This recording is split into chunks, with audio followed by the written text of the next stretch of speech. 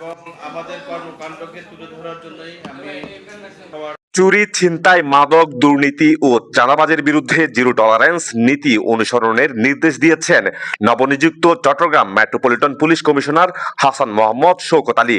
আমি বলি আমি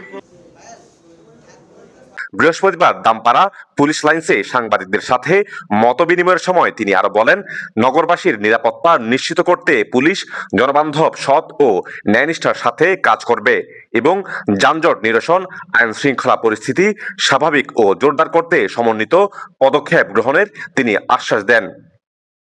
কর্মপন্থার মধ্যে প্রথমেই থাকবে যে একটি চাঁদাবাজ মুক্ত সমাজ উপহার দেওয়া, নগরবাসীকে একটি চাঁদাবাজ মুক্ত সমাজ উপহার দেওয়া এবং মাদক মুক্ত নগরী গড়ে তোলা। মাদক এবং চাঁদাবাজ আমাদের জিরো টলারেন্স। আমাদের এই ক্ষেত্রে আমাদের কোনো ধরনের শৈথিল্য, আমাদের পুলিশ সদস্যরও কোনো ধরনের শৈথিল্য আমরা বরদাস্ত করবো না। এটাতে আমাদের সর্বোচ্চ অগ্রাধিকার। ডেস্ক নিউজ, দৈনিক নবাংলা ডিজিটাল, চট্টগ্রাম।